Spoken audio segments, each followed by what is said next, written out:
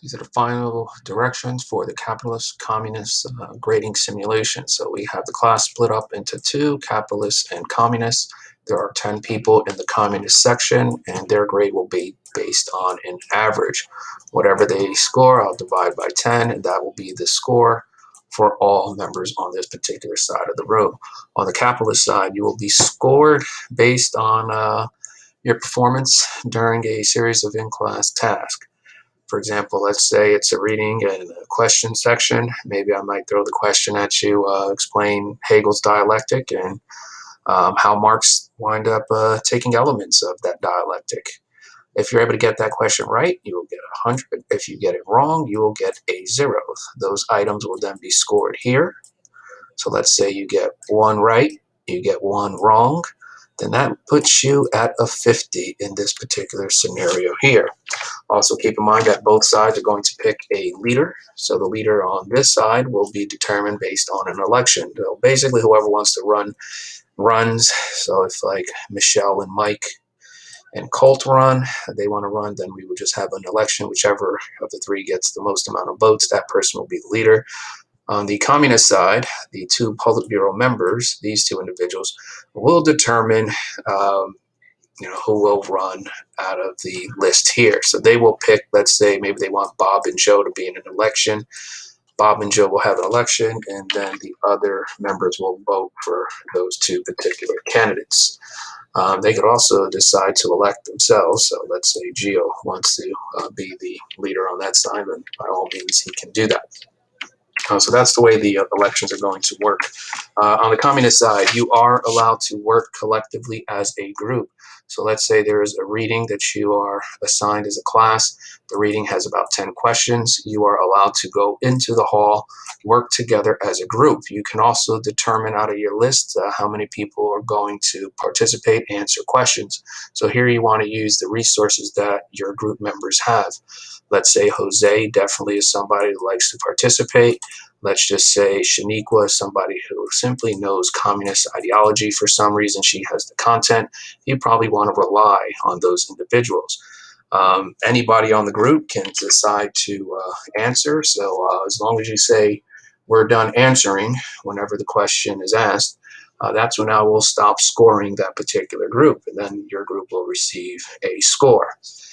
So on the communist side, let's just say we have 100, 75, 100. These are their scores. They get a 50, 75. They get a 75. So that would mean 1, 2, 3, 4, 5. They were asked 6 total questions. They have a combined score out of all of those 475. Then I divide by 10, and I come up with a 47.5. That would be then the score. So let's take that and let's put 47% out of 100. And let's just take on this side just a couple of scenarios. Let's say Randy was never able to answer a question. He now has a 0. Let's say Bob was only asked one question. That possibly could happen. He now has 100.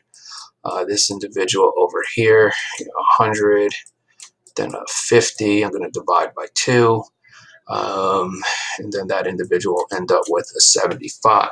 So for the most part, we're going to see different scores for different members. Now I'm just going to erase this and kind of give you some additional items. So let's say at the end, let's say this side over here, they have about a 68 after I added up all their scores, divide by 10. Then over here, we have a 0, we have a 10, we have a 50, 70, 60, 51. Let's just make some of these up. Let's take a 20, and then we'll take, 25.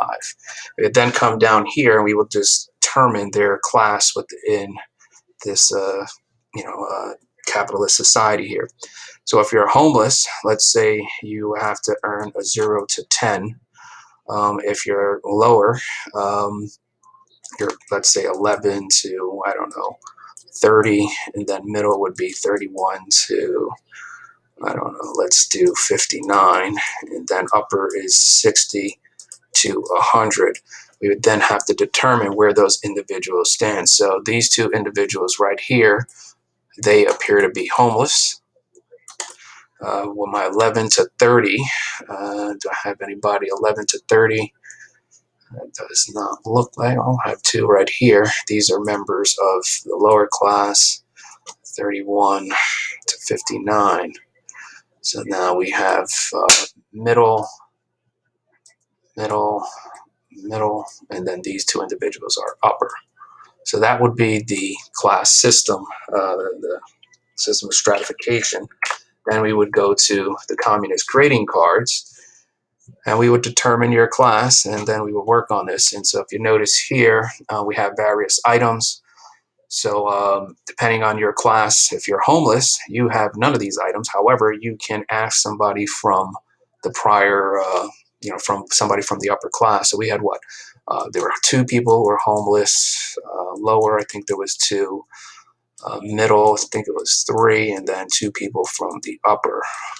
So the two homeless people, if they want food, as it tells you here, you have to convince somebody to give up some of their points, which of course would then bring them down in class. So let's just say you convince one of the three here, then that would drop them because they're helping you out. And ultimately what we're doing, we're just trying to work to see at these particular cards. If you notice here, we see food, housing, specialty, and specialty. So based on your class would determine if you get the basic house, the middle house, and those two members of the upper class would probably be here. They probably would also get steak, and they probably would have the 75-inch OLED TV. And then you just cut these items out. You place your food item here, your housing item here, and then your specialty items would go here as well, right in this particular section. Now, if you're on the communist side, that is going to be determined by the numbers, what you have. So for the most part, you're probably going to be here. We might even allow the Politburo members to make a determination about what kind of policies that they're going to set to determine what you wind up getting. Let's just say the Politburo decides, you know what, we are going to distribute these resources and we're going to give everybody basic house, basic food, and the analog TV. We'll even give them the basic car over here. Then you have to think about those two people on the capitalist side who are homeless. I mean, in the capitalist society, they are, zero, and they're homeless. They have absolutely nothing. So for those individuals, it might be in their best interest to be on the communist side. And then after we do this for a couple of class periods, we will make the class will be divided, as I said, and then we'll say, okay, well, if anybody wants to switch, you can switch. So if you're on the capitalist, you can go to this side. If you're on the communist, you can go to this side. And that simply will give you an idea of the pros and cons, because often you'll see students normally, used to getting A's in the class. They're going to start, becoming upset if they feel that their grade is starting to decline. So for a student who averaged a 95 first and second marking period as a result of not being able to answer all of those questions correctly, and maybe none of the work coming in from particular students, their overall average is going to be brought down. So for them, they're probably thinking, I need to get the hell out of here. I'm going to go into the capitalist side because I want my, I want to see the results of my labor. So that's pretty much the way the simulation is going to work out. Each class is going to have this score sheet, and I'm going to be asking a series of questions, completing a couple of tasks, and based on your success rate will determine where you score. Your average will then determine which class you fit in.